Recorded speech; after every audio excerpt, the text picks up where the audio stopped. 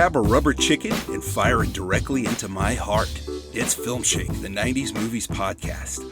I'm your host, Nick, and not with me this episode is Jordan, who, don't worry, is doing great, but he had a lot going on this week, so filling in is our great friend and host of the excellent Good Times, Great Movies Podcast, Doug McCambridge. Wow. Doug, how are you doing? I'm doing great. You threw me, though, when you started and said, I'm going to pretend to be Jordan because I thought that was my job. Like, now am I you and you're Jordan for this episode?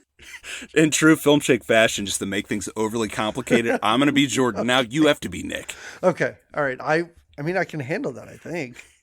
You know, I'm not only a guest / co-host, I also listen to the show, so I'll do my best. My whole life, I've wanted to trade places with Charlie Sheen for some reason. I am so psyched to talk these movies with you because it's just pure Sheen from front to back, even though the first movie we're going to talk about, he only filmed for a day. Really? What a shock. That is a real, we have Charlie Sheen for a long weekend at most. Right.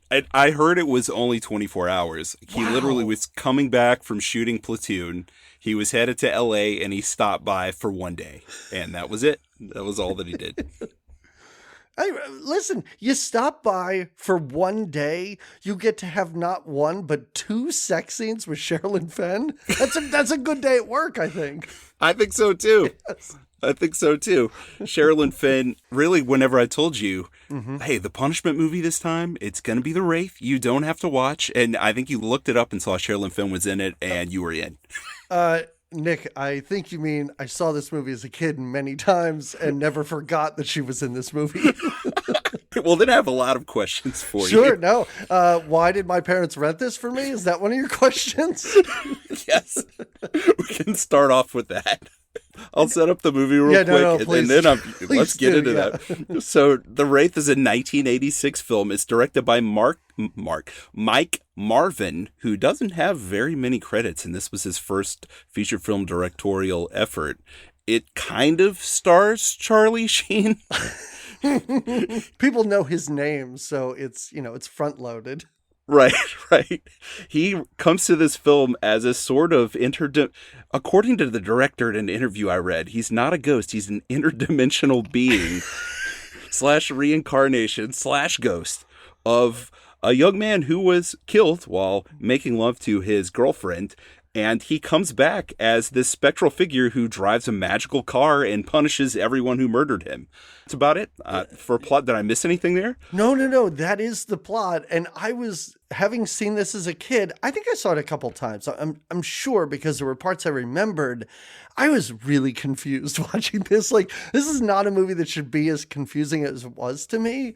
Because at first I'm watching this going, is he an alien? Is this thing? Because they make a big deal. Something comes from space and goes through the desert.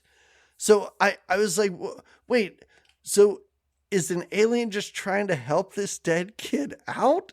And then my thought was, is Charlie Sheen a person that existed that then the being of this kid went into, or is he a brand new creation? Right, because he does not look like the person who was murdered earlier. They show him in a flashback. Exactly. He's not Charlie Sheen. No, they make a big deal at the end of this movie about him having to convince his brother, well, not really convince his brother, but winky, I'm your brother. And even Sherilyn Fenn, for some reason at the end, knows who he is from a kiss that they had, even though they already had sex. I don't know any explanation other than we only had Charlie Sheen for one day, and it's not the day we were set to film these flashbacks. That's all I can. Well, but then again, for a plot reason, if Charlie Sheen looked exactly like the guy that he's come back as, then everyone would say, "Hey, you're dead. Why are you here?" I knew they couldn't do that.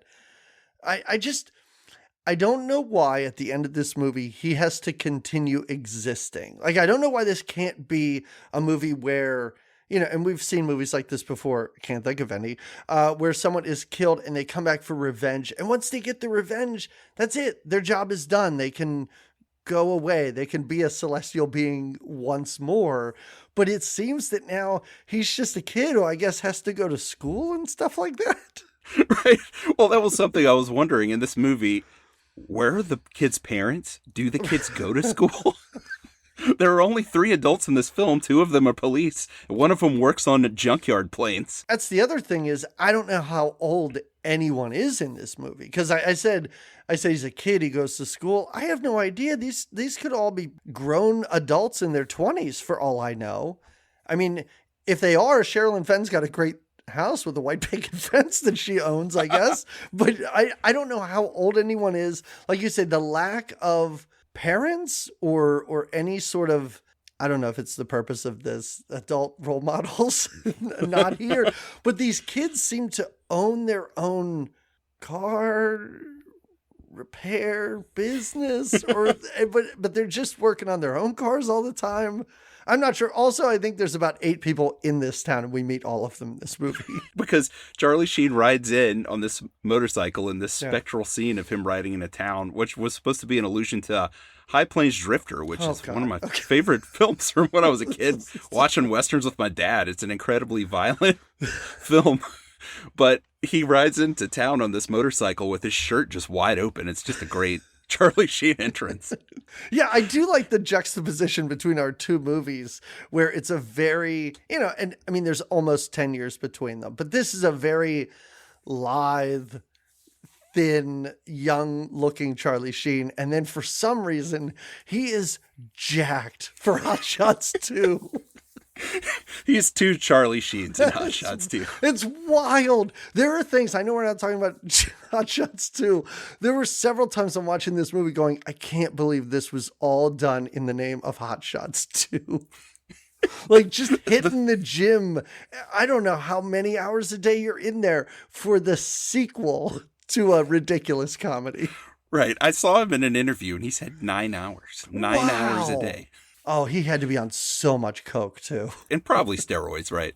Oh, no. Right. Yeah. I mean, you still have to work out, though. But still, yeah, steroids. Well, in The Wraith, he's just like normal Charlie, young Charlie, but normal. And like you said, there are about 8 other people in this town. We're introduced to all of them when he goes to... It's not the lake. I guess it's the creek. It's where everyone strips down their underwear and bathing suits and just hangs out. There's about 8 kids there, and it's the whole cast of the film. It's like these really awesome, I guess, desert hot springs or something. I don't know. The desert climate is something I'm not used to, so it felt very exotic to me. It did. I felt like I was in another world. Well, you get the setup scene reminded me of Cocoon, really, with the desert and the cacti shining in the moonlight before the weird alien, interdimensional. He keeps insisting not alien whenever you read interviews with the director. He's very specific on what he intended with this movie, the interdimensional being. I have a question. These interviews aren't current, right? This guy's not still talking about this, is he?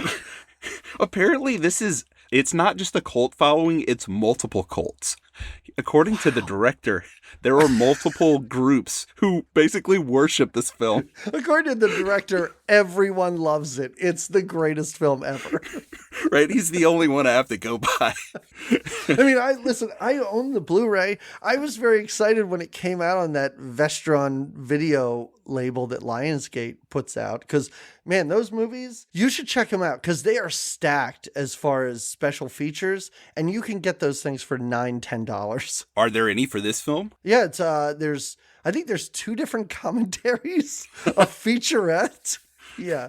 Does the car do a commentary? Honestly, this thing's been sitting on my shelf unopened for probably 2 years. I finally got a chance to open it for this podcast. Oh, well, I'm glad that worked out. Yes.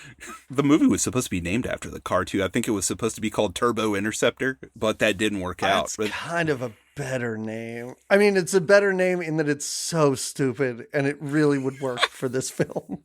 Well, the director, again, I have to go by what he says. I love this. That's all I had was director interviews. He insists that The Wraith is impossible to say and no one can pronounce The Wraith. So it's a horrible name for the movie, solely based on the fact that no one can pronounce the word, which is really strange to me. I've never thought that was a weird word to say. We've been sitting here saying The Wraith multiple times, and I haven't had any issues with it. I think reading it, maybe, not saying it. If somebody says, say the word Wraith, I think you can pronounce that. Maybe if you really have never seen the word before, maybe you don't really know how to read it. I don't know what this guy's talking about. It is a bizarre title for a movie. And also, so here's my thing with this movie. And listen, I know this isn't our main feature. I kind of wish it was. Like, I kind of wish we could talk for an hour about the Wraith. But my problem with this movie is I kind of wanted to see a mano-a-mano, down and dirty fist fight at the end of this. Like, I would love to see, I know it's not Charlie Sheen in that suit, but that suit, like, wailing on this dude would be awesome. It's dumb to say, like, my problem with the movie about cars is that there's too much driving, but that's my problem with this. Well, that's the thing, too, with Sheen's character. It's not just that he comes in on the movie riding this motorcycle. Mm-hmm. He also drives this magical Dodge Turbo Interceptor that he drives while wearing basically a spacesuit, which is great, right? If you only have Charlie Sheen for one day, you could just make him be in a spacesuit all the rest of the time. But this car, he basically challenges all of this ruthless gang led by Nick Cassavetes. I think he plays Packard is his name. Yep. He races them, but the races don't end with him being the victor of a race. Basically, every race ends with him pulling in front of the car that he's racing against, coming to a complete stop, them running into his car and then just exploding. Yeah. The car burning at a great heat, then the coroner showing up with the police chief, who's played by Randy Quaid, we should say. Who really buried the lead with this one. Right. Who, in my opinion, gives a really good performance. Yeah. Yeah. He's really giving it his all. I mean, he's giving it his most Randy Quaid, but yeah, he's having a great time. He's chewing scenery throughout this entire movie. He's constantly referring to drugs, like that these kids are drug addicts. How many ad-libbed weird names for drugs could he possibly throw around on set? It's incredible, but also he's not getting any results. They're not telling him anything. He's doing terrible police work. He's just following these drag racers around town and watching them while he eats burgers. Right. Well, he does do one incredible bit of police work, which is he's the first to make the observation, man, it was like 100,000 degrees in that car, but the only thing that burned were their eyeballs. Their bodies are fine. Which was a really weird choice. Also, the director comments on that in the interview, Doug. But it makes no sense. He basically said, I just thought it would be interesting if they didn't have eyeballs. I made a very specific choice to show a bright flash of light right before their car explodes. And it glints in all of their eyes, and that's their eyeballs being burnt out as they die. But the rest of them stays the same because I thought it was cool. It is kind of cool. I will give him that because it is kind of a creepy image when they first pull back the sheet. And you see that guy, and it is just like empty eye sockets, singed around the edge, but the rest of the face is all white. It's kind of cool. But when the first kid dies and Randy Quaid is talking to the gang and he's like, your friend back there? Yeah, he's just like a can of ashes now. And then the coroner's like, oh, you might want to come take a look at this. Then he looks at the gang, goes back to his friends, and it's like, you won't believe the shit I just saw over there. Like, you gotta, first of all, get your story straight. I don't know how you're supposed to be trying to scare them when you have two different descriptions of the event that just happened. And plus he's a small town sheriff. He's a joke. I get it. I also wish there was more individual personality to some of these gang members. Listen, this movie's like 90 minutes long, which I certainly appreciate. But also, we don't spend enough time with the majority of them. I got a lot of them confused. I do like the one guy who's always drinking something. It looks like rubbing alcohol, maybe. It would not surprise me. It's amazing. Well, what about Clint Howard? That's another lead that I buried as Rughead. Did you find him memorable? Yes, definitely. He's the only one of this group that really stands out because I assumed he was 10 to 15 years older than the rest of these kids. Looked him up. Nope, he's the same age as these guys. It is shocking. I did not look that up, but I believe you. I had to because I was like, why is this older man hanging out with these cool teens. And I looked at everyone's birth year and I'm like, no, they're all the same age, basically.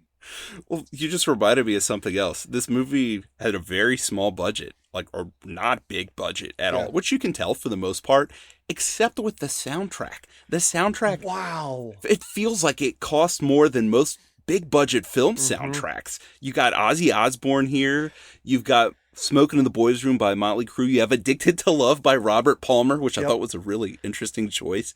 Rebel Yell by Billy Idol. It just goes on and on. What did you think about that?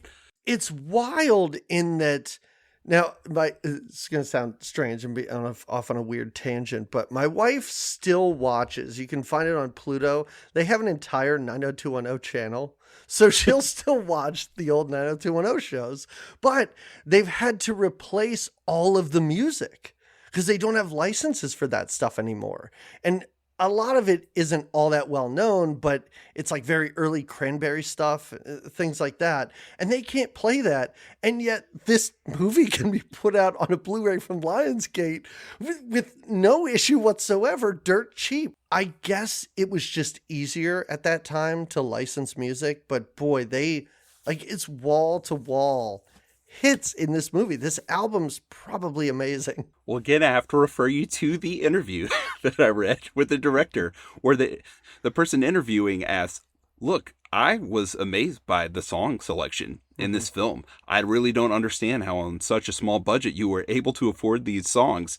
That must have been a real ordeal. And he said, nah, our song producer, Jeb Thomas, or whatever his name is, he did it. It was fine. And that was it. No further explanation. And then he's like, did I also tell you that he's a celestial being? Right. That's the only thing that makes sense. I still don't understand. Maybe there was some kind of mafia backdoor deal to get these songs in the film.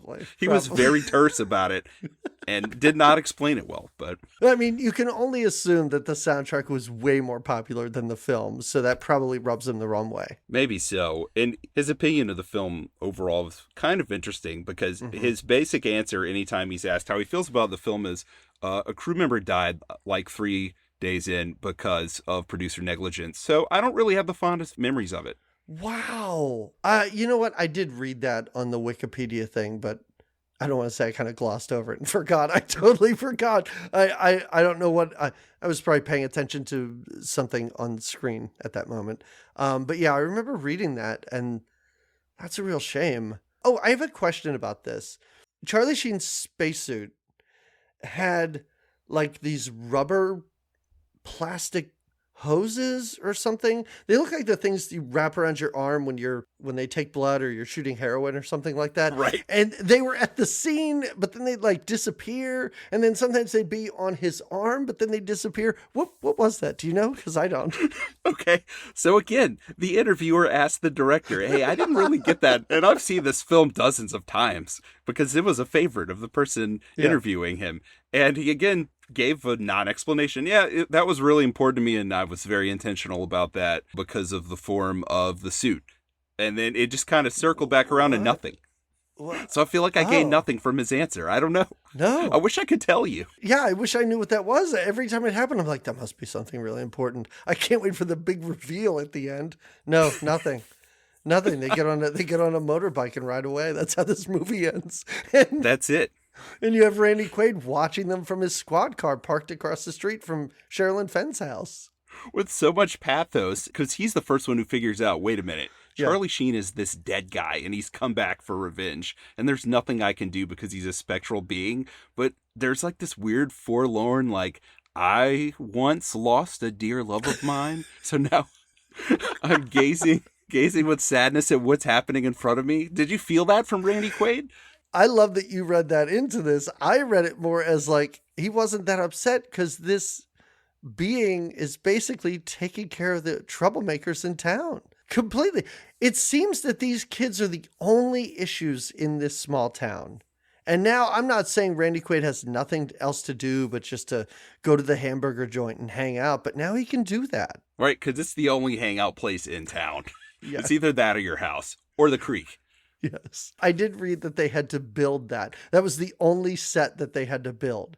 Everything else was filmed in houses and stuff like that in this actual town, but they built that hamburger stand for some reason. The production of this movie is so weird. I will love to actually get my hands on your Blu-ray and watch some of the extras, because even when he talked about the crew member dying originally, one of the reasons this movie is such a, see, I'm changing. Sorry. Yeah. I'm doing one of my tangents.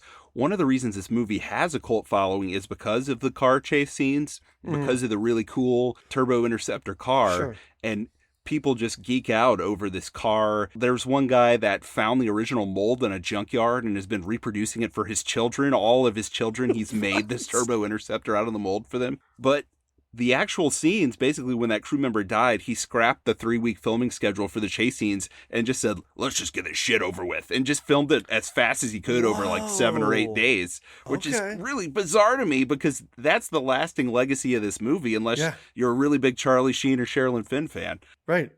Which I am, but I might be the only one. So no, that's very strange. I did read about the car, like the actual car. They said they made, I think, 4 or 5 of these cars, but the true car, the original, it was great, because I read that it was in some car museum, out in California, and then it said it was in the museum when the museum closed. the end. So I have no idea what happened to this car. Is this like some kind of Indiana Jones type artifact 40 years from now, where someone's diving into this desert tomb looking for the car, for the Turbo Interceptor? Yeah, I really kind of had fun with this movie. Like I said, I saw it as a kid a couple times. This is now, they made a big deal on, I don't know if it's on the back of the Blu-ray, but I don't know where it is, that it had new scenes in it and uncut footage and stuff like that, because I don't know. I know that movies in the 80s were different, but the amount of, I know there's not a lot of nudity in this, but it kind of surprised me that it's a PG-13 movie. I don't know if you felt the same way. That's what I wanted to ask you. So I watched it on the greatest streaming service that exists, Tubi. Oh, it is the greatest, but yeah. It's so great. Yeah. But I'm just wondering, you said your parents rented this for you when you were a child. Do you remember the boobs then? Or is this like a later edition? I don't. I will say, this might make me sound pretty gross. I think I would have remembered. Like, I really don't think I would have forgotten about that part of it. And this time, I think it's 2 scenes. Yeah. Two scenes. The one in the hot springs and the one of them, I don't know where they are, in his house or something. I don't know where the hell they are. But yeah, there's 2 different scenes. And I just feel like, they must have cut that out of the theatrical presentation. I don't know. But it's not like there's 2 cuts on the Blu-ray. It's so weird because, I mean, you and I were both alive and aware of things whenever Temple of Doom came out, and they had to make the PG-13 rating because of that. That was in 1984, which is 2 years before this movie was released. So before that, a PG movie could have boobs in it, which is kind of a shock to the system for people now. Yeah. It was basically G, PG, or R. So back then, the MPA thought, well, you have a few boobs in this, but nothing else. That's fine. PG. That's great. But once PG-13 started after Temple of Doom, it's pretty much, unless you're James Cameron, putting Kate Winslet in your movie, it's pretty much a no boob zone. Right. You know? And the thing we've learned from our 80s podcast, because we see PG movies all the time that have boobs. We watched one where you saw a dick. Like, you saw a dick in this PG movie, but none of those scenes are sexual in nature. You know, it's somebody like getting up to put on a shirt or something like that, or just walking across the frame, not wearing a top. That's where I feel like there's a difference. Like, these are sex scenes. So I feel like that doesn't seem like it would be a PG-13 movie. Right. Whenever they're at the hot springs and Sherilyn Fenn is topless, it's a sexy scene. Yeah. It's great. Listen, she looks great. Charlie looks great. It's, you know, I kind of did have fun with this movie. For a punishment movie, it wasn't much of a punishment.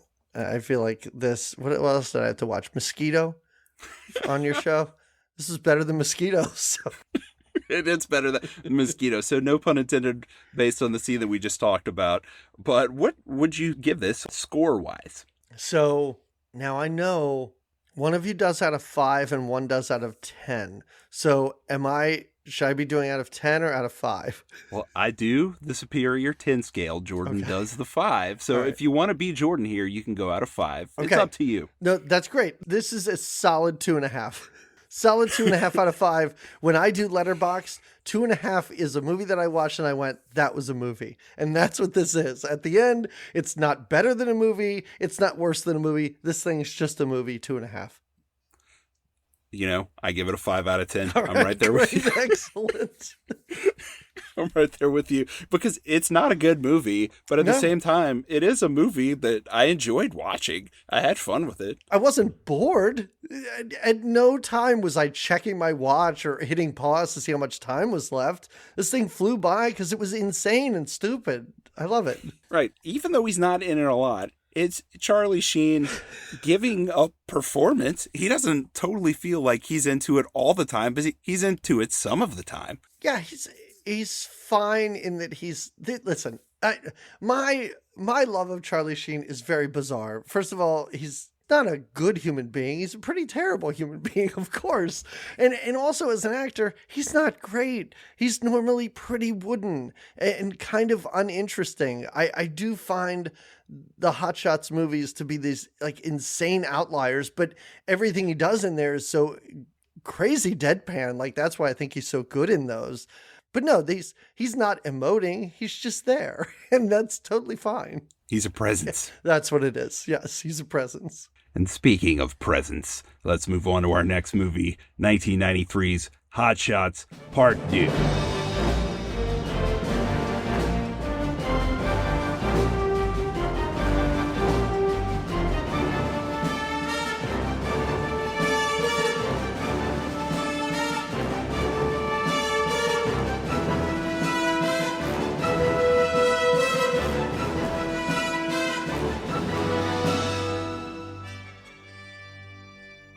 Because it was a present to watch it, I guess. I don't know. I had nothing there. I felt like it was time to move on, and I just did it. I think it's time to move on to... I really don't want to say terrible things about this movie the whole time, but man, I did not enjoy this experience at all. I was on for the first Hot Shots. I love that movie. And I was shocked, like watching this, there were so many times where I was audibly sighing alone in my living room watching this movie, rolling my eyes for no benefit other than my dog watching this movie. There were a couple things that hit, but boy, it felt so different. I will compare it. And I think this is a pretty apt comparison. If we're gonna compare First Blood to First Blood Part 2, because I think First Blood is a brilliant film, just as I think Hot Shots is a brilliant film. And then it's so amped up to an insane level. First Blood Part 2 is a crazy movie. It's not a good movie. But I know people love it because of how insane it is. And I know a lot of people love Hot Shots Part Deux, but I hate it. It's too much. It's too much for me. Well, I can kind of empathize with you there. Sorry, I didn't mean to I don't mean to say, I know we have to talk about it. I was just about to say that. No, that's it. We talked to Wraith for half an hour. I didn't mean to spoil my thoughts that soon. Well, first of all, I had a suspicion that you might end up there. Yeah. But first I want to talk about Rambo. Okay. Because you've got me thinking about Rambo. And Rambo, as much as the first film is Top Gun spoofing, it spoofs 1,000 things. But obviously Top Gun is the main focus there. As much as Rambo is being spoofed here, even where you've got cast members from Rambo in the film. Listen, Richard Crenna is kind of doing an amazing job. I really enjoyed him in this. Great. He's pretty great. I feel you with the Rambo movies because I saw those when I was very young, definitely too young. And I grew up in such a strict home as far as what I could watch when I was a child. Once I hit teenage years, it was out the window. Sure. But when I was a kid, My mom was very strict, but if I went to my cousin Joe's house, all bets were off. That was my Baywatch house. Okay. That's pretty good. Your mom's like, you're not watching Rambo, but here's the Wraith with some sex scenes if you want to check this out. It's PG-13. Right. But I watched those Rambo movies in the 80s, and then I didn't see them again for a long time. Mm-hmm. And at some point, I don't know, in probably mid-2000s, when Wikipedia became a thing, I thought about those movies that I hadn't watched in a while. And I thought about the first Rambo movie and feeling, even as a kid, this feels really good. The structure of this, and on an emotional level, it just feels really good. And the second film just feels insane. It feels crazy. Yeah. But I still liked it. I still enjoyed it for the craziness. But then I thought in my head, what happens in it? So I read the plot synopsis on Wikipedia to refresh my memory. And it's batshit crazy. It's nuts. Yeah. And I guess that's the purpose of the second Hot Shots, is to go over the top. But I think what I enjoyed that Top Gun feels like a small movie. It's all localized. It's just this one guy trying to figure shit out. And I felt like, strangely enough, that's what Hot Shots did. And that's what I really liked about that movie. And now it's kind of like his story's over. I don't need to know what Topper Harley's up to right now. I don't need to know that somehow. How did Lloyd Bridges become the president of the United States in these 3 years between these movies? That confused me too. And why did the president go on a rescue mission? Right, with the presidential seal on his little boat that he's driving around.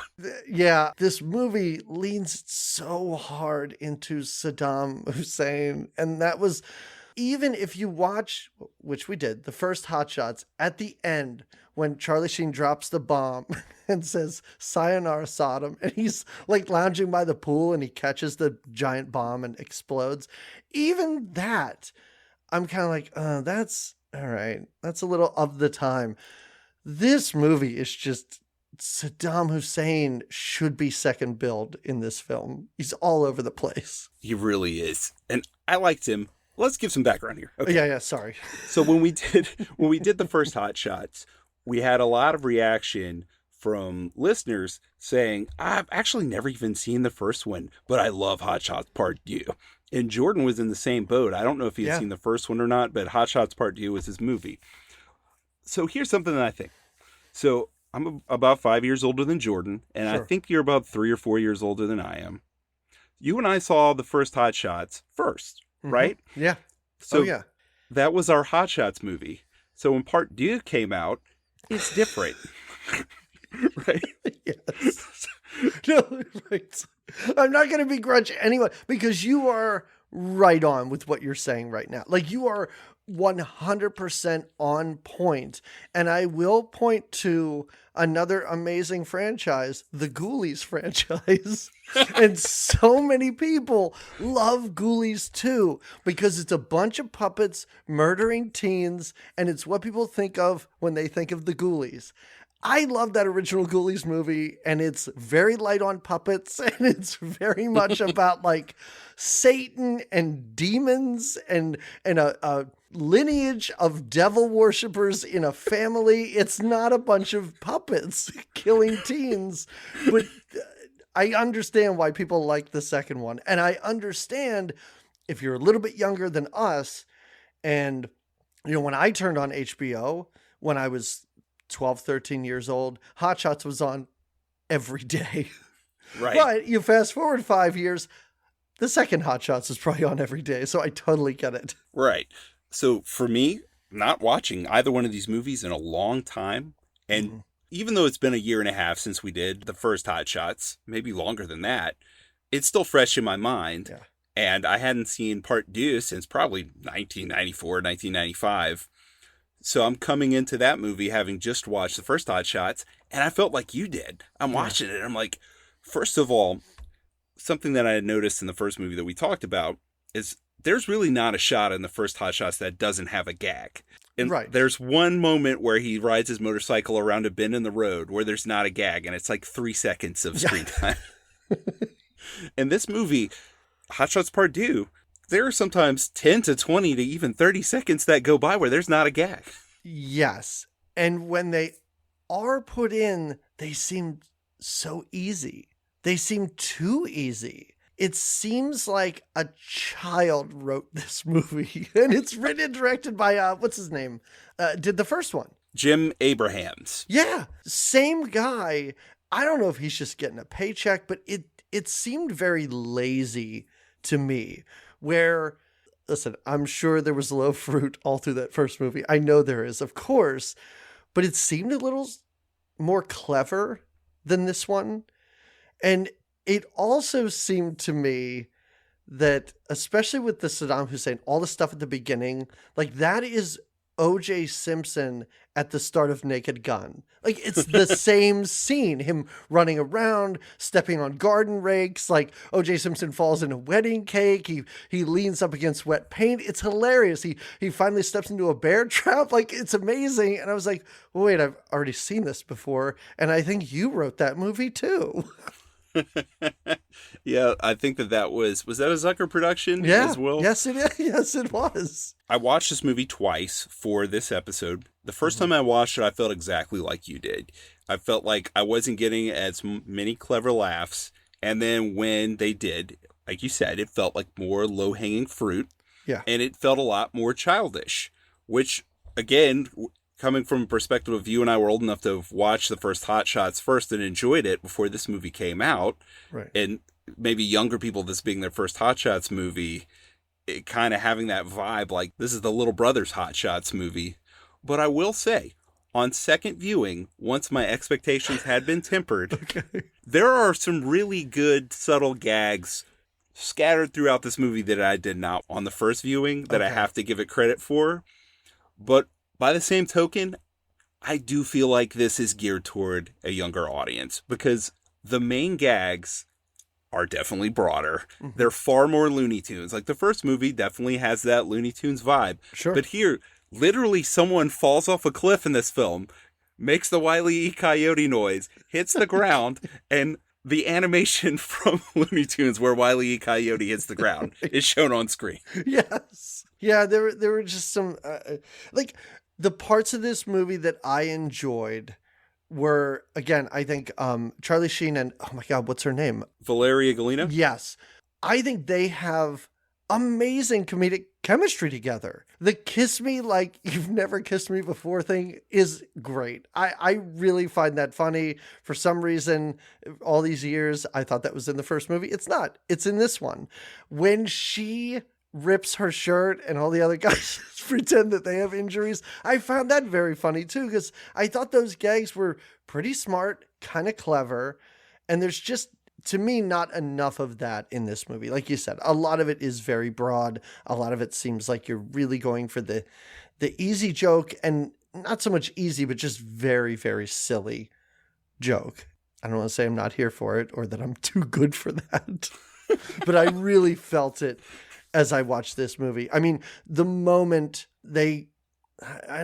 he's there to rescue the prisoners, like I kind of checked out at that point. I was so happy when Bridges showed up because I'm like, oh, good. Okay, something else to kind of pay attention to, because just four guys and her trudging through the woods shooting people, it wasn't all that interesting. I completely checked out on the first viewing. On the second viewing, though, I enjoyed it more. Hey, let me give a brief outline of this film. Yeah, sure. Even though it's Hot Shots. Yeah, of course.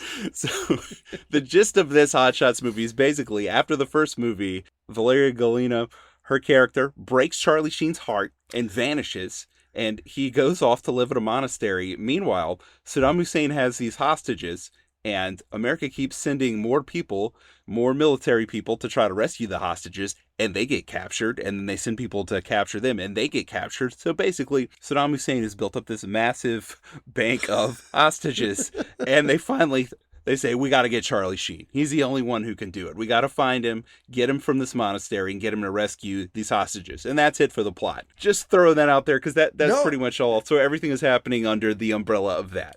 Also, Miguel Ferrer, like, I did not remember him being in this movie.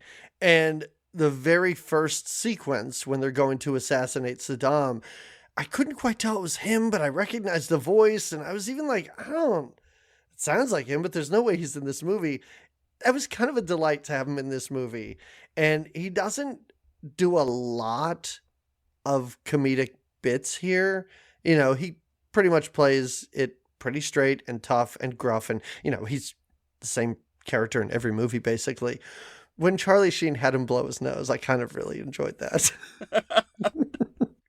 I know that was stupid, but it was one of those things where I'm like, oh, look at Miguel Ferrer, like, debasing himself for this movie. Same when Charlie Sheen pushed that meatball across with his nose, I almost lost my mind. Like, I can't believe you're doing this. Like, you are, again, debasing yourself for the sequel to Hot Shots.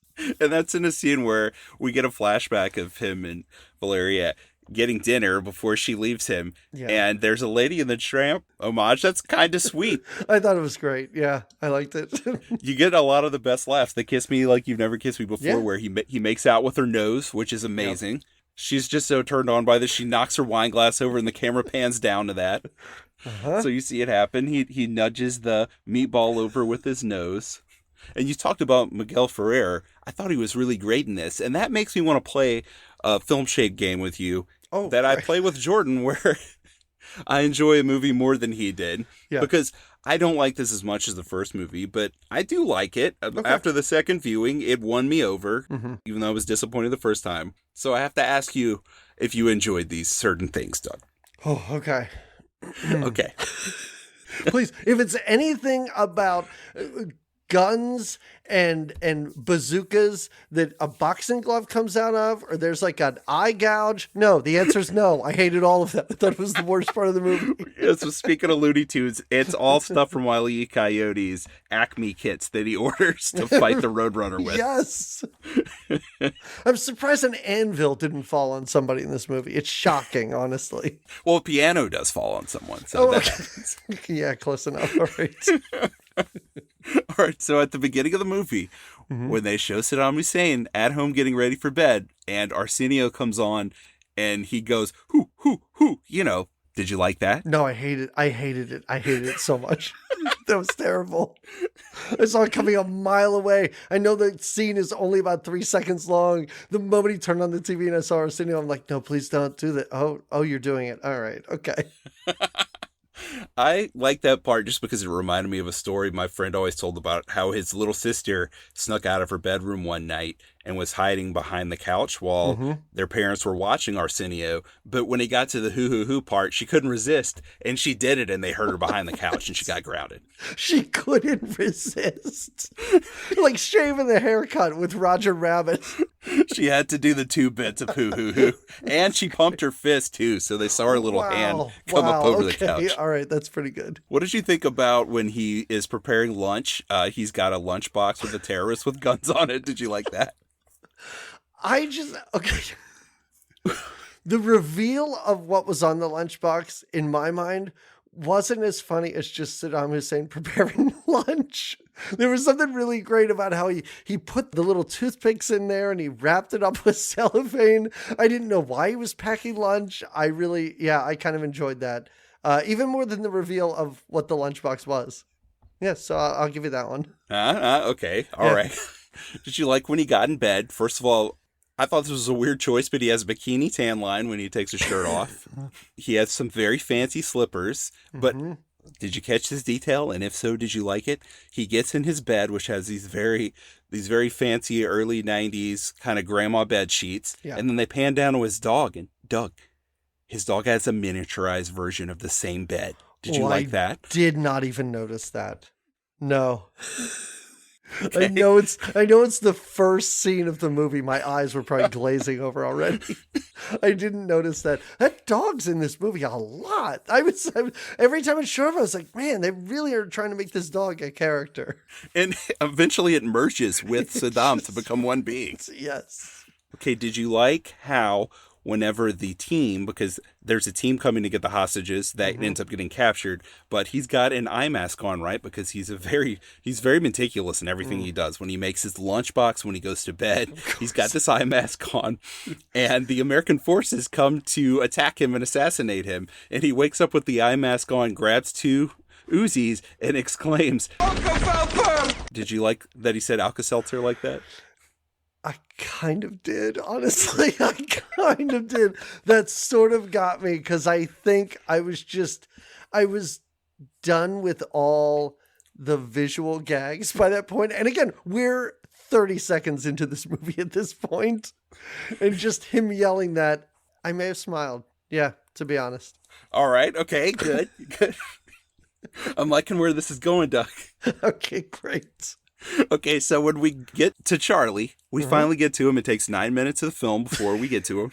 And there's a reveal. We have the camera pan down onto the back of this very, very muscular back, just hulked out. And they turn around, and it's Charlie, and it's two Charlies. Like, he ate the old Charlie. He is so bulked up. What did you think? It's great. Like, I thought the joke was going to be that it was somebody else for just a minute. I thought that was the gag, or that, you know, he would have his stunt double, like, move out of the way or something. I was really prepared for that. I was really shocked for how buff he is in this movie. It was honestly so distracting. So I don't know if I liked it. No, I guess I didn't. It was upsetting, honestly. Like, hey, that's not my Charlie. Right. He's a man of the people. I just finished watching The Wraith. I was not prepared for this. It's really bizarre. He says he really did work out 9 hours a day.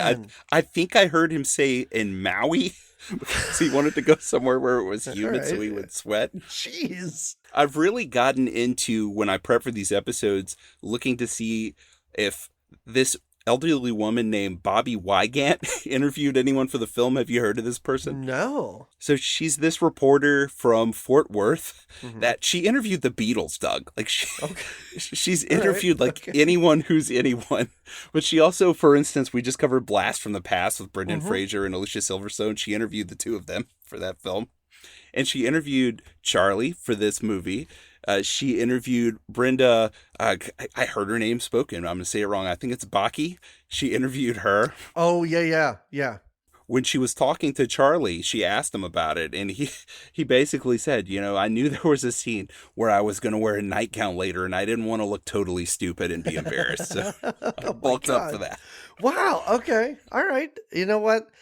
I mean, I appreciate the commitment, I guess, because I wouldn't think that Charlie Sheen, with everything we know about him, would be so committed to his quote-unquote craft. Well, I want to jump immediately off from craft to, we get a huge fight between him and another guy at the monastery that Charlie's doing these fights. And I'm just going to keep calling him Charlie. Sure. Whatever. I mean, Topper Harley is a cool name, but still, but I get it. Right. I could say Topper. Yeah. Valeria Golino sounds just so charming every time she says Topper. I can't say it like her. I'm going to say Charlie. So anyway, Charlie's fighting this guy. And first of all, did you watch the Van Damme Masterpiece Kickboxer? Did you ever watch that? Of course. Okay, so they spoofed the scene with the glass getting taped to their hands or glued to their hands before they fight. Yep. Here you've got dessert toppings getting taped to their hands. How'd you feel about that? I did not feel great about that until the crowd started chanting gummy bears. Then I was kind of into it. All right. Good. Okay, so what did you think about whenever Charlie is not doing great late in the fight and he resorts to tickling and Charlie Sheen says, coochie coochie coo, coochie coochie coo. 100% I was into it. I loved it. I thought it was great because, again, that's unexpected. Two shirtless men tickling each other. I watched it. I was like, this is charming and cute in the weirdest way, and I really enjoyed it. Yeah. All right. Did you like how he won the fight by hitting the guy in the nuts really hard? Yes. I might love this movie now. I don't know what's going on right now. Did you like how he spit 2 large walnuts out of his mouth? Of course I did. And did you like the high-pitched voice he used when he said, "You win"? No, I didn't enjoy that. He could have just fallen over. It was just a little bit too far. But yeah, okay, I enjoyed that. Yeah. Okay, all right. Wow. Oh, boy, my star rating's going up as we talk. Yes. Man. This is so great. Did you like how Brenda Baki, first of all, she goes to this monastery where everyone is celibate and no one talks but Charlie there. Yes. So Brenda Baki, very good looking. I'm just going to throw this out there since we're talking about Sherilyn Fenn earlier. Listen, she was in, you guys covered Demon Knight, right? Right. Yes, she was in Demon Knight. She played the prostitute in that movie. I'm just going to throw this out there. This movie's not hurting for good-looking people, right? I mean, Charlie's Charlie, and he's as buffed out as ever. Sure. Valeria, Brenda, in this movie, they're both looking great. Yeah. So she comes to this monastery. Did you like how all the monks are just falling all over themselves because she's there? And whenever Charlie is being talked to indoors, there's a shot of her outside and all the men are coming up and doing tricks for her to try to win her approval. Did you like that? I enjoyed that a little more than when the one guy just walks by and falls in the well because he's staring at her. It was strange that they couldn't think of another thing for a guy to do, so they had just two really jacked dudes posing. I thought that was a little bit lazy because you could have done that once. You didn't have to do that 2 times. This middling with this one. The second guy, I didn't need that. Yeah, do something. I don't know. Have somebody breathe fire or something. Do something else. You don't need to do that a second time. It worked the first time. But yes. But I thought your next question was going to be, did I love it when she left and the monks were behind him with signs, and one guy had a sign that says celibacy sucks, because I loved that. All right, there you go. Did you like the spoofing of George Bush Sr. vomiting all over the Japanese Prime Minister, except it's Lloyd Bridges this time doing the vomiting? I'm going to say no. The reason is, the first time it happens, you're spoofing it, but you're kind of just doing what George Bush did. Like, you're not doing more. And then when they try and do more, I don't know. It's just too much. He's throwing up again. He keeps looking in and saying, I don't remember eating that. He pulls his teeth out of a bag and they go in the one guy's drink. No, I didn't like that. No. But did you like how... Did you like how Lloyd Bridges said that his tongue got cut out by a commie child and he had it replaced with the tongue of a basset hound? Yes, I did. And then he drank from the cup. Yeah, with his tongue. Okay, yeah, I did. You can get me. Most of the Lloyd Bridges stuff I loved. As ridiculous as the special effects were when he walked out of the fire and said his skin was made from asbestos, I enjoyed that too. There's a gag going through the movie that all his body parts are replaced. I did like all of this. They did that in the first one. It was so great. One of my favorite parts of the first one is when he's yelling at a painting, thinking he's looking out a window. He's so good there. He's so convincing. So great. Oh, I almost feel like they just filmed him doing that in real life. Yep. Well, let me ask you this then, Doug. Since we're in that scene and we're working our way out of that scene, did you like when Charlie was talking to Brenda? And Brenda is supposed to be a spoof of Sharon Stone in Basic Instinct, and she's a very attractive woman, and Charlie is noticing this. And they kind of spoof the scene, which I didn't really think was that great, of the famous leg opening. Right. I don't know, I thought that was pretty low-hanging fruit. But did you like how she asked, you don't mind working under a woman, which is obviously a double entendre, but then he says, consider me putty in your hands. Did you like how she answers, in my hands, nothing turns to putty. I don't know if I liked that. It was one of the things in this movie where I went, oh, somebody wrote that line and was really proud of the fact that they wrote that line.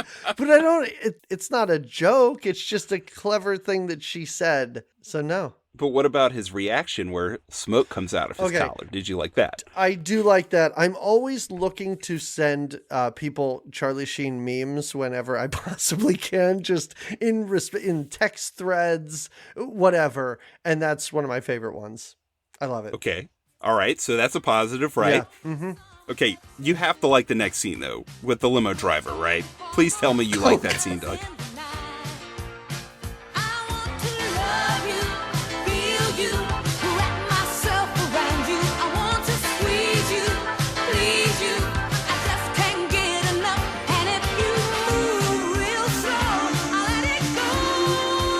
Yeah, I did. Yes, I did. Yes. Yeah. I was really going to go, no, it went too far. But it's one of those jokes where all right, you do it, it's funny, you keep doing it, it gets less funny, but then you keep doing it and it gets funny again. So at the end, when he's running alongside the car to take pictures, it really got me. But yeah, you can set it up, do it. They're in the back of a limo. They start to make out. It starts getting really hot and heavy. And the limo driver is watching very enthusiastically. To where he's filming it, he makes a clapboard. That was my favorite. That was so great when he just pulled up that little clapboard. It's adorable. His faces are so great. His enthusiastic faces never cease to make me laugh throughout the entire scene. To where at one point, finally, he's got 3D glasses on and a bucket of popcorn watching them. Yes. Yeah. Well, he's driving with something. I don't want to know what he's driving with. Just the way it escalates from him moving the rearview mirror to then him hanging a larger mirror on the rearview mirror. Yeah. All right. I'll give you that. That was really clever. It's Tony Edwards is the actor. I'm Okay. glad you liked it. Did you like how they finally shut the door on him, the little window, whenever he puts the 3D glasses on and he gets shut out? But then all of a sudden he pops up next to the limo running full speed. So great. And it's just a shame that in that there are other stupid jokes that they have to do with, like, Charlie Sheen's legs are up by his head and he's like scratching his own calf. She's got on the back of her bra is like one of the, what do they call those locks on hotel room doors? It's a sliding lock. Yeah. One of those. Like, you didn't need to do that. You got this limo driver who is crushing this entire scene. Don't do any more of this nonsense. The leg gag was a little weird, but part of that reminded me a little bit of the first film, and that not every gag lands. Not all of them land. No, not at all. I think it had a higher percentage. I'll agree with that. Well, we get to the sex scene here, which again, so the first movie, what we talked about it before, really confused me about sex, because in that movie, when he's having sex with Valeria Golino, he is pulling out bacon and eggs and cooking them on her abs, which is really confusing for a younger person to watch. Listen, I have Valeria's, because I looked her up on Wikipedia, and people give Wikipedia a lot of shit. Like, it's not a real source. People shouldn't use it as sources. And a lot of times I spend time defending Wikipedia, because if you look up articles on the human heart or something like that, you can find out that 99+% of people that actually contributed to that were heart surgeons. So I hate it when people slag off Wikipedia. I'm going to read you just the first half paragraph of her Wikipedia entry. And what maniac wrote this is beyond me. So it says that she's an Italian actress and film director. She is best known to English language audiences for her roles in Rain Man, Big Top Pee-wee, and the 2 Hot Shots films, particularly the olive in the belly button scene. That is the second sentence of her Wikipedia entry. How is that still there? Full disclosure, idea. I edit Wikipedia entries and I cut stuff out like that all the time. I have no idea why it's there. That is before it says that she won the Best Actress Award at the Venice Film Festival twice. So the olive precedes that. It precedes those two things. It's amazing. But anyway, I'm sorry. Go ahead. You were talking about how she confused you regarding sex. Well, thankfully I was older by the time Part Deux came out, so I had a better understanding of things. But this scene is still kind of confusing. You have the Basic Instinct moments again, where she's tying his hands to the bed like Basic Instinct. Right. Then she goes up the stairs and she does, or maybe it was before, I don't remember the order, but at some point she strips down to her underwear. Again, this is kind of risque for PG-13. Yeah. We're talking about them kind of dumbing the humor down to a more kiddie level, but there's not nudity like this in the first movie, because you basically get her topless for the most part. Yeah. She jumps from basically a diving board to land on top of him. And then I will say, because I had not seen Basic Instinct when this came out, whenever they hint that she's going to stab him, like Basic Instinct, but instead she pulls out a screwdriver and unscrews the screw on the bed that's making all the squeaky noises. That confused me when I was young. But also, maybe you can explain this to me now, because I still don't get something. What was the other thing in her hand besides the screwdriver? What was that? That's a little oil thing. Like to oil where she was going to screw the screw in. I've only seen them in like old timey movies and old cartoons, but that's what that is. It's just an oil delivery system. Well, see, I needed to go more Looney Tunes there. I needed her to pull out a can that says oil on it in like cartoony letters. Or it is the 90s. Pull out a can of WD-40. Like, you don't need to pull out this thing that my great-grandfather would have used when fixing his car. Right. Well, I have two things here that I feel like you're going to like one and dislike the other. Mm-hmm. Did you like how she pulls out the pistols and starts shooting at the ceiling at the end of the sex scene? No. All right, I did not think you would. That was terrible. I did not think you would, but did you like the reveal that the limo driver has followed them there and is peeping through the window? Of course I did. Okay, I thought you would. Yes. The only thing better would be if he slid out from under the bed or something like that. That would have been great. Well, I think I know another part that you're going to like right after this. Okay. So they cut to the two of them in bed, and there's no gag here. Yeah. They're just lying in bed with no gag. I don't think there's any longer gag-free period in any of these films. But she notices that Charlie has something on his mind, and it seems like he's got some pain from the past, and he kind of gets up real sullen, almost like a emotional teenager, and then they reveal that he's wearing this really elegant, old-fashioned woman's nightie. Did you like that? Yeah, probably not. Well, what about when he sits down and very petulantly brushes his hair? Did you like that? Yes, I did like that. I thought that's where you were going. So when you stopped at the 90, I was like, I guess that was fine. No, definitely. When he's combing his hair, and his hair in this movie is horrific. Like that mullet, it's not even a mullet. It's just long hair. It looks terrible. It's weird too because depending on the angle, it looks kind of normal if you just get a straight shot of it. Yes. Where you don't see the back, but anytime there's a side profile, it's what happened? Yeah, because it's like voluminous. Like it's really bizarre. It's weird. Yeah, unfortunately, I had that hair in 1993 when this came out. I had a horrific mullet that looked exactly like this. Unfortunately, that was the only part of me that looked like Charlie Sheen in 1993. Well, you don't have 9 hours a day to spend in the gym. Oh, okay. All right, Doug. Yeah. If you noticed this part, I feel like you would have liked it, but maybe you didn't. If you noticed this part, I love the fact that you're like, there were probably times where you were not looking at the screen. I know you were probably zoning out. Right. You get a flashback to where he goes to the train station to meet Valeria, and she's not there. This is where she's left him, but she has left him a card. First of all, the stamp on this card. They had that Elvis stamp, like the commemorative stamp of him looking great in real life, but on this card, it's a totally like drugged out, pasty, waterlogged Elvis popping pills. Did you like that? I loved it. And you don't even need to get to the card. The card is amazing. It's hilarious. That was one of my hardest laughs. It basically, the front says, "Sorry, I'm leaving you." And it has the cartoon illustration of a sad puppy dog making a sad face. And then you open up and the sad puppy dog's in a car and there's a little pull down to make the sad dog wave. Yeah. It's great. And okay, it's not the two of them together because she's not there, but their interactions as characters in the first movie and second movie, that's really what I enjoyed. No offense to Brenda. It's a different energy. It feels like she's there in that scene because the dumb humor she has in both movies, that card's emblematic of it. Yeah, they're great. And also Charlie Sheen, just his deadpan delivery. I really gave him a hard time earlier saying that he's, he doesn't really act and, isn't a great actor. When he's alone on camera in these movies, it's some of the best moments of the entire film. His expression alone is kind of funny. He's really good at looking like he's just staring off. Yeah, pretty much, yes. Whenever his soul is being crushed. Yeah.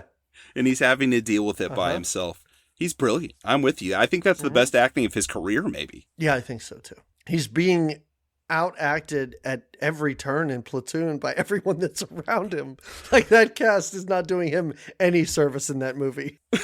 Right. And then I think you saw The Arrival from 1997, where it's not a horrible alien invasion film, but he's not too good in it. He's not too good. And it's also just the exact opposite upsetting haircut. It's way too short in that movie. It's terrible. His hair should never be that short. But No. you just reminded me, Oliver Stone saw the Wraith. Oh. He saw the Wraith before Platoon came out, and he was pissed. And he called Charlie Sheen. This is something else that I saw in the Wygant interviews. He called him and was screaming that this was going to ruin Platoon because he thought the Wraith was so bad. And Sheen was so bad in it that no one was going to take Platoon seriously. I like to think that there were so many drugs coursing through Charlie Sheen's system that when he was getting screamed at, his reaction was, I was in what movie? I don't remember that. Right. I think I had a dream about Sherilyn Fenn, but that's about all. Yes. I couldn't have been there for more than a day. Oh, it was only there for a day? Wow, no wonder I don't remember it. Oh, okay. There's a controversial moment because I've heard this referred to as a groan-worthy dad joke, but I laughed harder at this than anything else in the rest of the movie. Ooh. He's on the plane, and he's very sullen, and he's making one of those great Charlie faces we talked about, and he's holding a book. So oh no, okay, I hear you there. Great Expectations, is this? What are you reading? Great Expectations. Is it any good? It's not all I hoped for. I thought that was funny. You didn't like it? No, I didn't like it. I didn't like it again. I knew where it was going. It wasn't funny because it wasn't surprising to me. But his delivery of it's not all I hoped for. That's what I thought was great. You're not going to convince me. All right, well, I feel like you're going to hate this next part, but I had to note it. So They all jump out of the plane to go rescue the hostages, him and this crack team, and they all yell Geronimo. And then and then Geronimo, the Native American, appears behind them and jumps out and yells, "Me!" Did you like that? I don't know if I liked it because this movie, a lot of it, I did not remember. And there were some very, very specific odd moments that I remember. I knew that was going to happen. Like the moment they got up to jump, I was like, oh, this is where Geronimo jumps out and yells me. I don't know how I felt about it because I remembered it so vividly. Okay. All right. What about they're all on the ground. We find out Valeria Golino is there. She's there. I know you were happy to see her, right? Yeah. That they're finally course. together. Yeah. First of all, I love that this does not look like Iraq in any way, shape, or form. No, they're in the woods behind my house, honestly. They're just in some American backlot filming this. And then she says, I know a shortcut. And then they just cut across some suburban backyard. And you can hear the couple, this family that's having a barbecue, and you can hear the wife yell, "Frank, you're drunk again." And then he yells back, "Well, whose fault is that?" Yes. All right. I enjoyed it. Both moments that were similar to that, I really enjoyed. I like the other time when they go up to the white picket fence and they're very frustrated because it's locked. That was great. So yeah, I enjoyed both of those. All right. Did you like how he and Galena have a heart-to-heart? And he tells her, You know how it feels to have your heart shot out of season and strapped to the hood of a car? To be passed like the world's largest kidney stone? Ramada, I don't think so. I don't remember that at all. I do not remember that at all. Trying to picture Charlie saying it, and I'm digging it. I feel like you would have. Okay, so they're in this boat. They're very clearly, again, in some marsh in America, like they're shooting it somewhere in Florida or something, and definitely not in Iraq. And then a boat comes, one of Saddam's boats comes, and Charlie says, all fishermen should be men here, so Galena has to put on a mustache to disguise herself as a man. Didn't you think she looked great with the mustache? Like she's pretty cute, right? No, 100%. Yeah, I don't know what you could possibly do to her to make her less attractive. The mustache was kind of working for me. It was the craziest thing. But then did you like how she gives up the gag by basically they're going to get away? They're like, all right, I guess that she's a man. And then she turns around and there's a men and women's bathroom on the deck of the boat and she goes into the women's door by accident. Yep, exactly. I also found it funny that they cannot be American And so Charlie Sheen, the whitest person on this boat, well, except for that guy from Whose Line Is It Anyway, decides to run point on this, and they are totally fooled. He's so convincing because he even says, in the language that they're speaking, he says, "Does anyone here speak English?" Which I thought was brilliant. That was smart, Yes, right? Right, yes. All right. Did you notice whenever the Iraqi general is getting frustrated, he yells out as a swear, "Omar Sharif"? No, I didn't notice that. Oh, you would have loved it. I would have loved that. You got to watch it again. Okay, I'll watch it again. It's on HBO Max. I can watch it whenever I want now.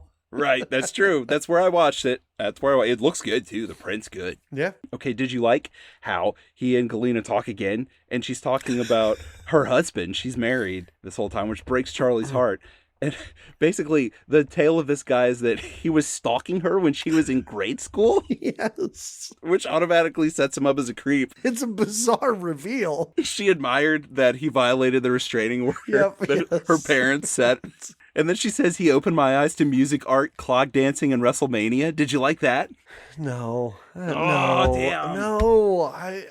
This movie was exhausting at this point. Like, even just listening to these gags, for as much as I like them, and you are running through this movie beat by beat, basically, with all of these. At this point in the movie, I was drained and I was done. I'm not joking. This was a really tough movie for me to get through. Oh, no. And it's only an hour and 26 minutes long. It's short. Yeah, I was really surprised because going in, I knew I didn't like it as much as the original. I didn't remember it like I remembered the original. It was worse than I thought it was going to be. Oh, no. Yeah. That is how my first viewing went. I can't believe you watched it twice because knowing how I feel after watching it once, I wouldn't put it on again.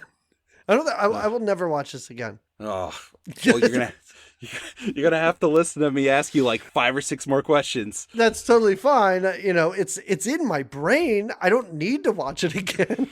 Well, did you like when they find the map and it's basically like a theme park map? Did you like how everything was labeled like Saddam's spooky castle?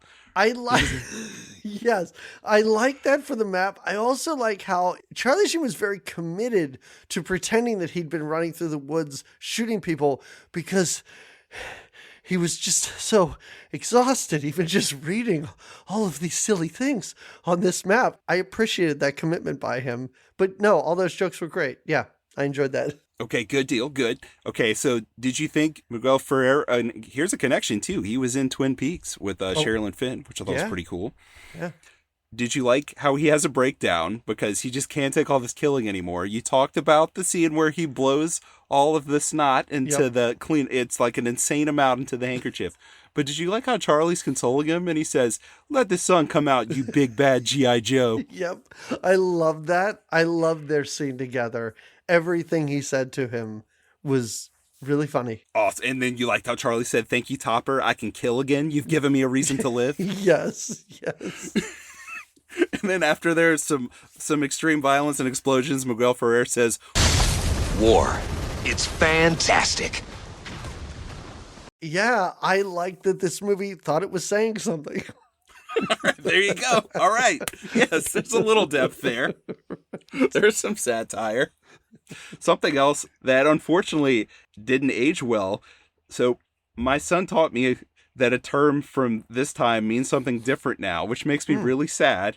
It's whenever Charlie is killing hundreds and hundreds of enemy soldiers, and they're showing how many people he's killed at the bottom left of the screen. A little counter comes out, and how it matches really a bunch of Paul Verhoeven movies. There's a lot of Verhoeven references here. Well, at the bottom of the screen, it says body count, which to me just means the amount of people that get killed in a movie. But apparently now it means the amount of people you slept with. Oh, you know what? I have heard that. Well, my son is a big fan of the Scream franchise, and when we saw the 6th one, I said, "Man, the body count was pretty high," and he just busted out laughing. He was like, "Daddy, you can't say that anymore. It doesn't mean what you think it means anymore." Well, I feel like a lot of the rest of this you probably didn't love. I did like how ridiculous Saddam Hussein was in the movie the second time I watched it. I appreciated him more because he's got some great lines. I will say I enjoyed the back half, final sequence with Saddam Hussein way more than the beginning, because he's actually talking. He's delivering some pretty funny lines. I do like how he fought with the cordless phone and he stabbed him with it, and they both seem concerned for a moment. I kind of really did like Saddam at the end. Okay, that's good. That's good. Did you like how he called Charlie, "You imperialist Yankee Doodle dork of a pig"? Did you like that? Yep, of course I did. That was great. Yes. Did you like how his wife calls really angrily because he forgot to pick her up, and she's yelling at him? First of all, her name is Hillary Rodham Hussein. Yep, of course. Yes. And then he needs Charlie to make up an excuse for him, which he does. He says he just stepped out. Yep. And then he's like, "Thank you." Did you like that? I did. Yeah. All right. Yeah. Right on. I really did. I also liked when Charlie Sheen cut the candle and the sword broke in half. Which was spoofing, I think, Three Musketeers that year. There's a part where he cuts a bunch of candles with the sword. Oh, because he was in that horrible movie. That's right. I saw that in the theater. I went to the movie theater to watch that. There's an entire generation of Film Shake fans, and you're infuriating. It's so Hey, amazing. listen, I'm sure when I saw it, I kind of liked it. I'm just assuming it's terrible, so I could be wrong. Also, I don't like Oliver Platt. I just don't like him at all. So anything He's he's a in, lot to take sometimes. I'm with you there. yeah. Well, I know that you liked when Lloyd Bridges came out and his skin was made of asbestos, but what did you think about his journey there, where you get this really obscure, for I'm sure a lot of the younger viewers watching this movie then, Sea Hunt reference to the Sea Hunt show that he used to be in, where he's giving this voiceover of what he's doing? Okay, I'm glad you explained that to me, because I didn't know why he was suddenly delivering a voiceover when that had not happened at all in this movie. I did not pick that up. I would not have picked that up at all. So no, I didn't enjoy it because I didn't know what was going on. It wasn't my favorite thing in this movie. It's like just a direct allusion to it, where he's swimming underwater, and in that show, he obviously, like, he can't talk underwater, so there's a voiceover going on. And that was it. It was just showing, like, hey, remember that? You probably don't. That was a long time ago. No. Yeah, no, I did not. I can tell you one thing I didn't love a lot was he gets there and Charlie basically says, "All right, you take over here. I'm going to go save Valeria's husband, who's a hostage here." But Lloyd Bridges and Saddam getting a lightsaber battle, which kind of just felt like look, we're doing Star Wars. I didn't love that gag. Terrible. That was really, really bad. Really bad. Like embarrassing.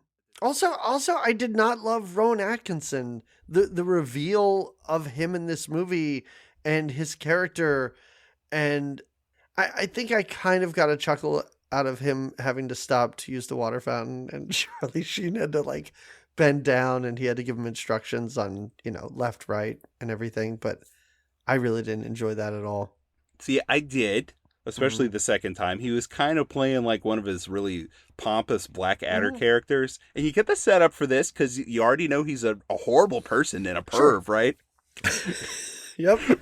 He's chasing after a grade school age Valeria Galena. Yeah.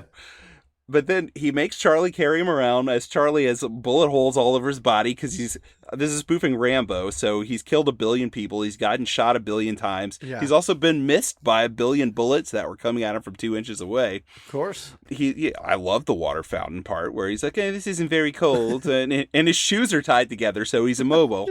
Yeah, I did like it when he says, "I can't go with you. My laces are tied together." Not that, but when Charlie Sheen looks down and just goes, "Knots." That got me. All right, there you go. You got some laughs. He's only in it for 2 minutes too. Rowan Atkinson has 2 minutes of total screen time. Okay, it's kind of crazy. This is before Mr. Bean took the world by storm too. Yeah, no, I didn't like him. All right. Well, you cut back to the women who get in a little brawl here because it turns out that Brenda's evil and she's the one who's been reporting everything to Saddam and getting everyone trapped for some really stupid reasons. But then you get all these American Gladiator references where they basically fight through an American Gladiator course. What'd you think about that? I really enjoyed it because I didn't remember this part. And when they started running, the theme played and I went, "I know this song. How do I know this song?" And just when they start up those ramps, I was like, okay, I know what I'm in store for. I'm here for it. Let's go. All right, good. And then Saddam. Now, I didn't really love the Star Wars part, and I didn't really love the T2 gag where he gets basically just killed like Right. The Terminator, the evil Terminator does in T2, the T-1000. He gets frozen, then broken into little pieces, then he comes back together, except he comes back together with his dog that he was holding, and then he looks totally ridiculous. What'd you think about that? I did not like that.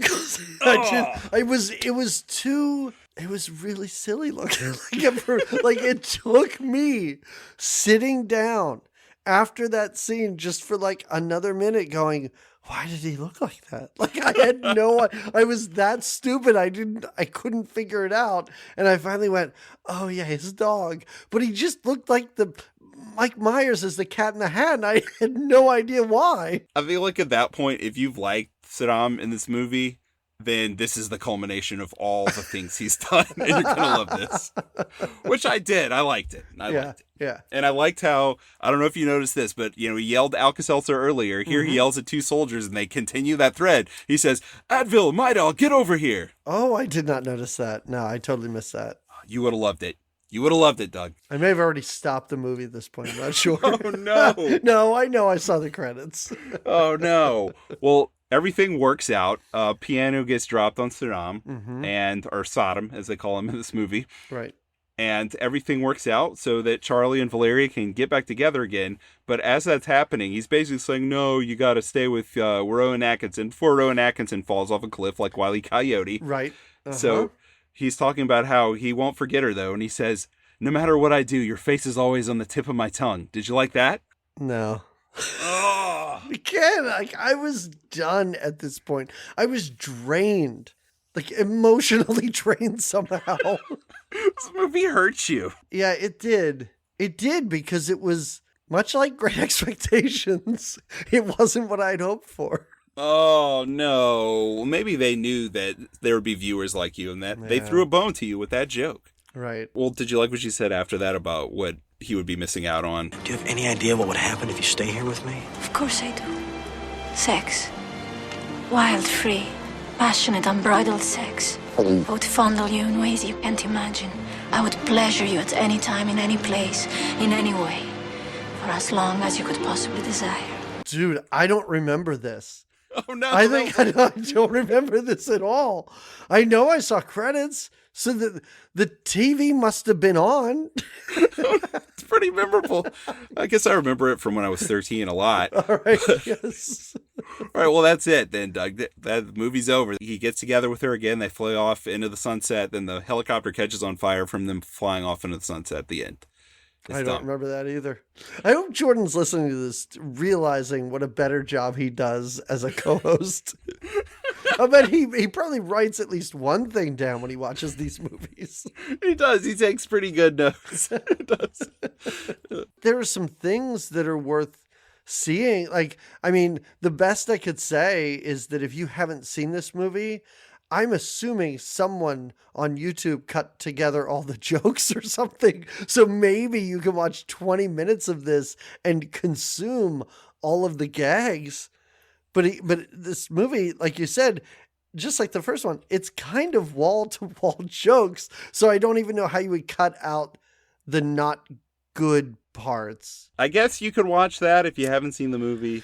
I didn't hate the movie, especially like I said on second viewing. There were a lot of background details that I missed the first time because this movie is, like the first movie, chock full of stuff. But here, a lot of the stuff that I found funnier is more subtle. You really have to be looking for it. Right. But I didn't hate this movie, like I said, especially not on that second rewatch. I did not like it as much as the first movie, but I still liked it. Watching it a second time and enjoying it more and it being a comedy, I feel like I could probably watch it a few more times and still enjoy it. And I mean, I had seen it before. I remember not thinking it was as good as the first Hot Shots, but still thinking it was all right. And that's where I'm going to go here. I'll give this a 7 out of 10. What are you giving this, Doug? A 7 out of 10? Even with all the praise you gave it, I was like, well, this is probably going to be even with the Wraith. Oh, what did I give that, a 6? I think I have to go slightly higher. A 5. Okay, Yeah. so I could give this a 6, but I don't know. Thinking about all the gags I liked, maybe just because I'm trying to get you to like this movie more, I've sold myself more on it. Yeah, I'm not trying to ruin whatever I don't know if you have a spreadsheet or whatever you're doing there. I'm not trying to influence your rating at all. I have a pros and cons list. There are 45 items on each side, sliding them around. I got I'm using Excel 03 on it because I know that one the best. Yeah. All right, well, I have a movie connection since Jordan's not here to do the movie connection. And that connection is Seawolf, which you get the big allusion to here. It's not a spoof of it. It's just like directly like, oh, here's Seawolf for 90 seconds of this movie. That's a show that aired from 1958 to 1961, where Lloyd Bridges is diving around. There's even a part where he takes apart a nuclear missile. Our last movie was Blast from the Past, which begins in 1962 at the start of the Cuban Missile Crisis. Seawolf ends in 1961, a year before the Cuban Missile Crisis. That's the best connection I got. Jordan probably would have came up with something better. You know what? I was really surprised last episode that you guys didn't love Blast from the Past. Only because people my age love that movie. I don't love it. I think it's perfectly serviceable, but man, I know a lot of people that would fight you about that movie for some reason. I don't quite get it, but I just assumed you guys would be totally into it. It's the voiceover at the end, Doug. The voiceover kills it because we both really, I think we were both at an 8 out of 10, a solid 8 out of 10, not even just barely an 8 out of 10. Up until the last 5 minutes. And as soon as the voiceover starts, it's like someone throwing paint all over a classic painting, protesting climate change. It's like, why'd you do that? Couldn't you protest a different way? No, that's fine. Yeah, maybe in my listening, I was putting too much emphasis on the end or the final ratings or something like that. But I don't know. I know a lot of people that would absolutely love that movie. Maybe I'm due for a rewatch of that too. So. All right. Well, with all that out of the way, it's time for our trivia battle. Hold it! Pop quiz, hot shot. Okay. Except I'm the only one who's asking questions. I know, I didn't. I should have been working on questions while we did the episode. Wouldn't that have been something? No, well, I have a great idea for this. I think it's going to be a great way to end the episode. The next episode is my pick. We're coming off a string of requests. And now we're getting back to some of Jordan and I's picks. And his last pick was Eyes Wide Shut back in December. This is actually the first of our own picks for 2023. So I'm going to punish myself as well.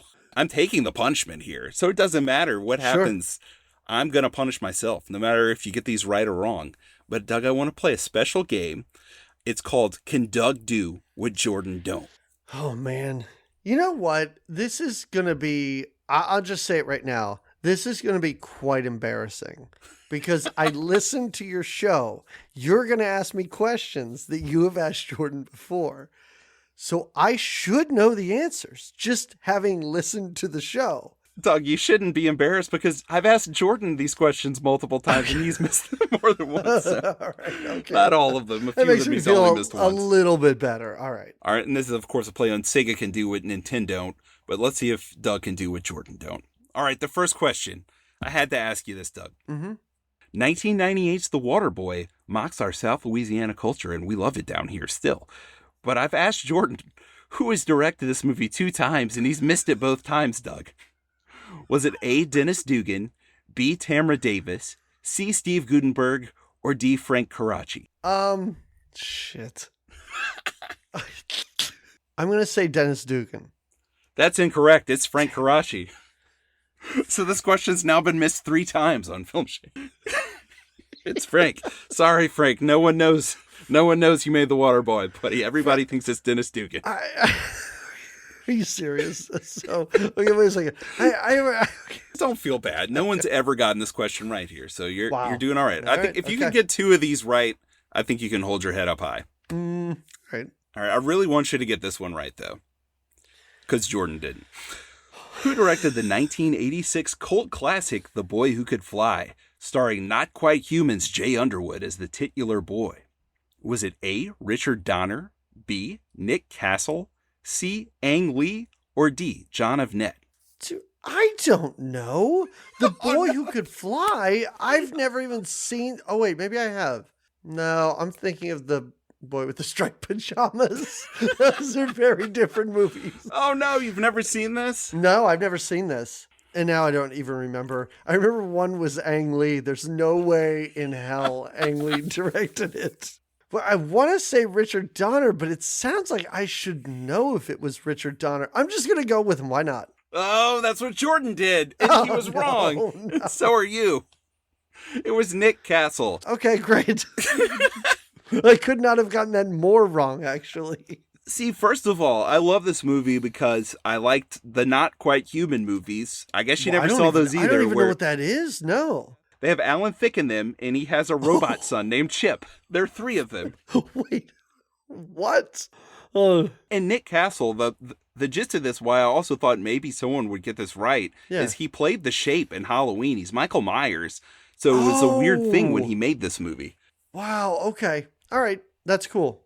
No, well, I'm learning so much. I don't know if they're good. I liked them when I was a kid.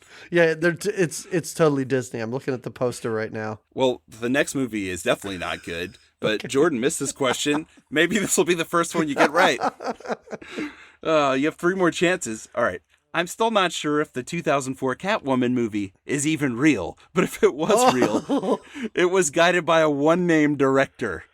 That director's name is A. Topal, B. Pitoff, C. Siobhan, or D. Marcel. What? No. I was going to say Mick G. Is Mick G one of them? It's not McG. Okay. Again, I don't know. I'm going to say, no. I'm going to say Pitoff just because that would be. Oh, yes. All right. Okay. You did what Jordan don't. You got that one right. That would just be the most fun name out of the group, I guess. Wow. No, I've never seen that movie either. I've only seen on, YouTube, the basketball scene. So that's the only thing I've ever seen about that That's movie. all I've seen too. Okay. That's it. He made another movie in France called Vidocq. But I don't know if he's really done anything else. He's like a special effects guy, and they just thought, hey, let's. Wow. Halle Berry won an Oscar, and she's playing a very famous superhero. Why don't you direct this? Jeez. Knock yourself out. All right. Well, you're doing great. Now you got 1 right. Let's see. You have two more questions right. You might even get more than 50% of these. And the 5th question I have just for you, so I hope you get it right. All right. But the 4th question is, 2004's White Chicks is incredible cinema. Have you seen White Chicks, Doug? Do you like White Chicks? I've never seen White Chicks. Oh, it's a standard at my house. It's an incredible film. Yeah, I've seen enough. I've seen enough movies like that. I know it sounds weird to assume I probably would enjoy it. Like if I ever sat there and watched it, I probably would have actually enjoyed the movie. So it's strangely rewatchable. Well, you haven't seen it, but can you guess who made it? Who was the director? Was it A. Damon Wayans, B. Keenan Ivory Wayans, C. Marlon and Sean Wayans, or D. Tim Meadows? Would Marlon and Sean, would they direct themselves?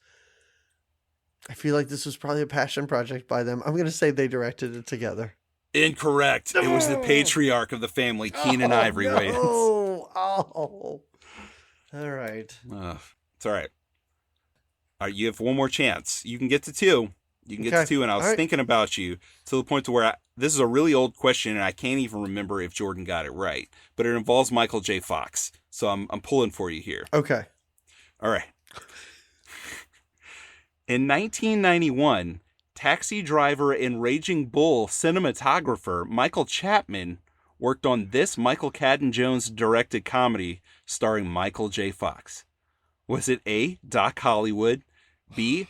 Homeward Bound: The Incredible Journey, C. Life with Mikey, or D. For Love or Money? Damn it. I'm so okay. First of all, I think you did a great job of choosing movies because in my brain, I'm like, okay, 91, this should be easy.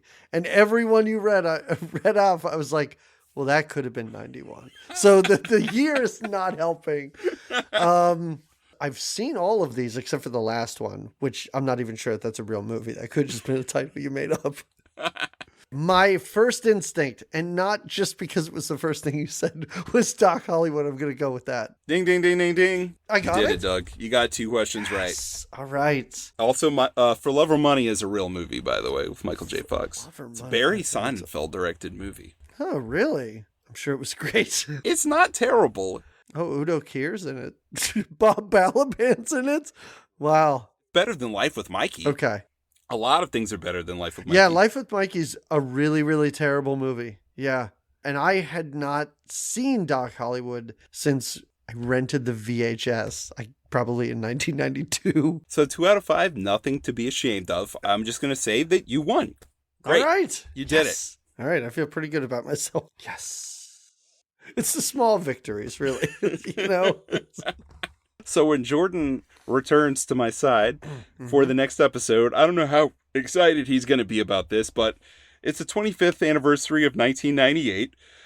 And I was a huge X-Files fan. I still am. I still love a lot of the X-Files. Not all of it. They did some bad stuff there at the end. But, you know, in 1998, I think it was pretty great. And I remember enjoying X-Files Fight the Future in the cinema twice in 1998. And I want to watch it again and see how it holds up. So the next movie is going to be that. So, Jordan, you're watching X-Files Fight the Future with me, buddy. But you know what? I am not going to force you to watch the 2008 X-Files film, which is so forgettable. So forgettable. It's hard for me to even remember the name. And it's literally the message that came up at the beginning of every episode of the series. I want to believe. Have you seen either one of these, Doug? No, I just never got into X-Files. I tried to watch it way after the fact, probably 2003, 2004. I was like, I'm just going to watch this whole thing. I may have gotten through the first season, and then I just kind of forgot about it. You were out of the zeitgeist. It's one of those things where you had to watch in the 90s. I feel like after 9/11, it couldn't exist. And then it got canceled right after 9/11. So, I mean, after 9 years. Listen, I know a lot of people that love it. I've heard amazing things. I probably, before I decided to sit down and watch it, I may have caught an episode here or there and found it interesting. Like, I do that now with shows. Like, I'm like, recently with The Wire, a show that everyone on planet Earth has seen. Just this past couple months ago, I was like, you know what? I should probably sit down and watch The Wire. I watched the first season. I was like, this is really great. And then I looked online and I'm like, I don't know. People are saying this is probably like the best season, and that's a lot of time to invest. So I was like, I'm out on The Wire. I watched all of The Wire after the fact. I can understand. Well, next episode, look, if you don't like or care about the X-Files and you're like, damn it, why aren't you covering a more popular thing so that I can enjoy it? Just remember this. Jordan hasn't watched X-Files, and he's going to be confused and angry, and it's going to be very entertaining. So if for anything, listen for that reason. I love people that would be upset that you're covering something that's not popular, like the X-Files. What would be more popular than the X-Files in the 90s? I would have no idea, honestly. Right. It's like we're doing a late 70s movie podcast. Sorry, we're covering Star Wars. I know y'all are going to hate it. Our apologies. Well, Doug, tell everyone, if they don't know about your show, Good Times, Great Movies. It's Good Times, Great Movies. You just said the name of it. It's an 80s movie podcast. So, you know, I don't know. Let's say a sister show to yours. If you guys like what Nick and Jordan are doing here, but you want to listen to the previous decade, check out the show. You can find us wherever you find podcasts, and we're online. You can find the show. If you type in Good Times, Great Movies, we're the only thing that comes up. And it's a great show. You and Jamie have the chemistry of old friends, which you are. I feel like that comes in really handy. I enjoy the vibe that the two you have, and you've always supported us, which I've always appreciated. So please check out their show. If you haven't already, you will probably start listening to that one more than us, and you'll forget about Film Shake, and Good Times, Great Movies will become your life. We're only slightly more frequent. We do 2 a month. So really, it's... Right. We're every 3 weeks. You're every 2 weeks. So. Yeah, by default, you will listen to us more, honestly. Right. Well, thanks so much for coming on, man. No, thank you. For filling in for Jordan. He'll be back here next time. We're Film Shake. Like you just said, if you Google Film Shake, the 90s Movies Podcast, all our social media is going to come up. You can get to our email address. You can get to all of it. Please contact us at any of those. Hey, we got a Patreon too, which if you type in Film Shake Patreon, that's going to come up in Google. It's great. We love all those services that we can just be promoted by for free, which is incredible. So thanks everyone for listening. Take it easy.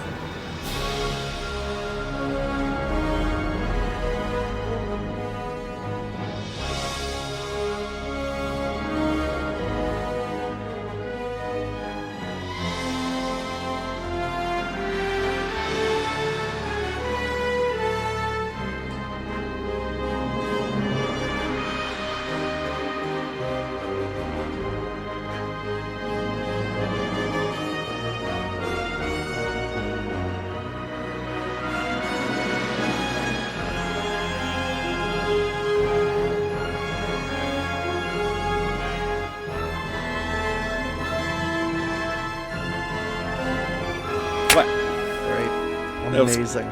Good enough. Good enough. Good enough. That was perfect. Well, that's perfect. It was great.